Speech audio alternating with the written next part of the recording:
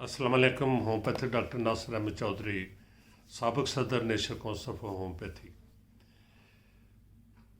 UH act 1965, rules 1980 ये regulate करते हैं नेशनल काउंसिल फॉर होम्योपैथी को। इनके मुताबिक पार्लिमानी एक्ट और रूल्स के मुताबिक इंतखाबात जो थे नेशनल काउंसिल होम्योपैथी के वो 8 अगस्त 2023 को ड्यू थे, लेकिन वो किसी भी वजह से डिले हो गई बकौल मिनिस्ट्री के कि वो कैबिनेट से अप्रूवल लेट आई। तो 20 सितंबर की डेट जो थी वो रिटर्निंग ऑफिसर जो मिनिस्ट्री ने मुकर्रर किया उसने डेट दी कि 20 सितंबर को इंतखाबात होंगे।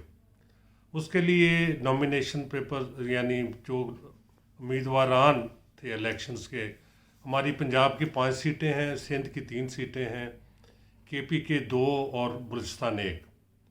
हमारे इंतखाबात सुबह की बुनियाद पर होते हैं, यानी पूरा प्रोविंस जो होता है वो इसकी कॉन्स्टिट्यूंसी होता है। सो रिटर्निंग ऑफिसर साहब ने कागज़ मंगवाए।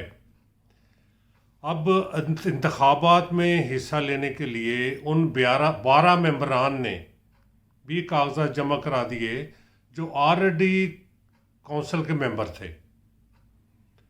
अब हम लोगों ने जो काउंसिल के मेंबर नहीं है, हमने जितनी जमातें थी उन्होंने ऑब्जेक्शन किया और रिटर्निंग ऑफिसर को बताया कि पार्लिमानी एक्ट के सेक्शन 9(3) के मुताबिक, जो मैं पढ़ के सुना देता हूँ कि members shall be eligible for re-nomination or re-election to the council on the expiry of the prescribed term।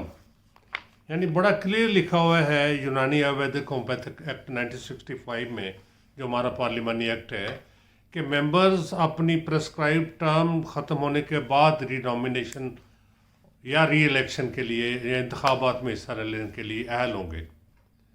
ये चीज़ हमने रिटर्निंग ऑफिसर साहब को बताई, जनाब रहमान शाह साहब जो डिप्टी सेक्रेटरी हैं मिनिस्ट्री के। लेकिन हमारे यहाँ ब्यूरोक्रेसी का एटीट्यूड ये होता है कि वो समझते हैं कि हमारे सामने जो मेज़ की दूसरी तरफ आदमी बैठा है इसको तो अकल शोर है ही नहीं है, इसका विजन है ही नहीं है, नहीं माने। फिर अकॉर्डिंग टू रूल्स इसकी अपील की टू द सेक्रेटरी हेल्थ, उन्होंने भी घास नहीं डाली। फिर मजबूरन, मैं फिर लफ्ज़ यूज़ करूँगा, मजबूरन हमें अदालतों में जाना पड़ा और इस्लामाबाद हाई कोर्ट में ये केस लगा जनाब जस्टिस बाबर सत्तार साहब की अदालत में। उन्होंने 2-3 हीयरिंग्स के बाद अभी 23 अक्टूबर को जो फ़ैसला दिया है उसमें बड़ा वाज़ेह तौर पे लिखा है कि सेक्शन 9(3) जो है बड़ा इसमें वाज़ेह है। तो ये मेंबर्स या तो पहले रिज़ाइन कर देते, रिज़ाइन करके फिर वो आते। इन्होंने जो अप्लाई किया है अपने मेंबर होने के बावजूद, ये उसी तरह है कि कोई एमएनए जो है एमएनए भी है और नेक्स्ट इलेक्शन के लिए अपने कागजात भी जमा करा दे।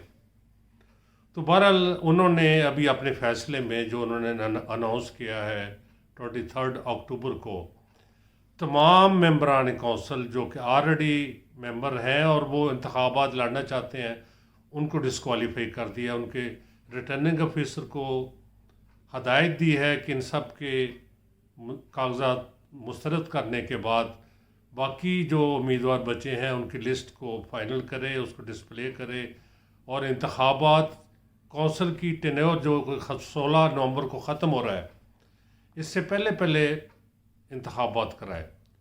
इस तरीके से अब मौजूदा आर्डर की मौजूदगी में जब तक ये मौजूद है, ज़ाहिर है कि जिनके ख़िलाफ़ किया है वो आगे अपील में भी जा सकते हैं। इसकी मौजूदगी में रिटर्निंग ऑफिसर साहब के पास 3 वीक्स हैं सिर्फ इंतखाबात कराने के लिए। अभी कल मैं विज़िट करके आया हूँ तो उनके ऑफिस के बाहर पुरानी लिस्ट ही लगी हुई थी, अभी तक उन्होंने नई लिस्ट जो है वो नहीं लगाई।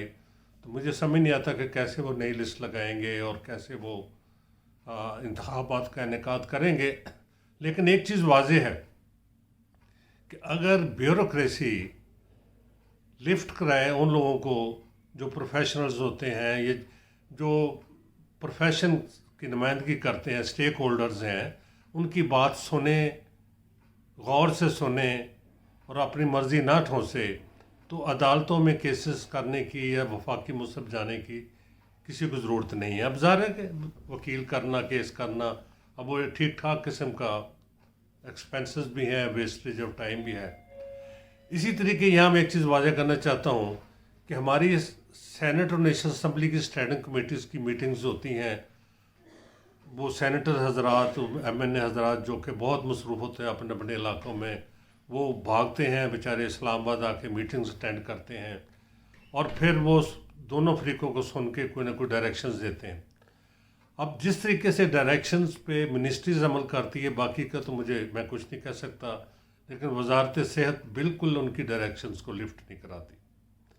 گزشتہ ماہ یہ سپٹمبر میں غالباً میٹنگ ہوئی تھی Senate standing committee for health کی، تو میں شکر گزار ہوں جناب چیئرمین صاحب کا اور ممبران کا کہ انہوں نے میری گزارشات پہ منسٹری کو ڈائریکشن دی جو کہ رولز کے مطابق تھی۔ ہمارا رول 8 کہتا ہے کہ آل سرٹیفکیٹس اور registration renewals must bear NIC number, یعنی شناختی کارڈ کا نمبر اس پہ ہونا چاہیے۔ طب کونسل اور باقی کونسلیں ڈالتی ہیں، لیکن ہماری کونسل میں اس کے کالم ہی نہیں ہے سرے سے سرٹیفکیٹ میں۔ تو سینٹ نے باقاعدہ آرڈر کیے اور ایڈیشنل سیکرٹری صاحب وہاں کمٹ کر کے آئے تھے کہ میں انشاءاللہ تعالیٰ گیو می 1 ویک ہم کر دیں گے، لیکن ابھی تک صرف 2000 رینیول سرٹیفکیٹس پہ NIC نمبر انڈورس ہوا ہے اور 36,000 ایسے ہیں جن پہ کچھ نہیں لکھا گیا۔ اب انہی رینیول سرٹیفکیٹس اور رجسٹریشن پہ انتخابات ہوں گے تو انتخابات کیسے ہوں گے، میں فی الحال اس پہ بات نہیں کرتا۔ لیکن میرا مقصد بتانے کا یہ ہے کہ ہماری بیوروکریسی سینٹ اسٹینڈنگ کمیٹی کی سفارشات کو کتنی لفٹ کراتی ہے۔ ابھی تو اور بھی میرے پاس بہت سی چیزیں ہیں جو میں انشاءاللہ تعالیٰ کسی وقت آپ کی خدمت میں پیش کروں گا۔ بہت شکریہ، اللہ حافظ۔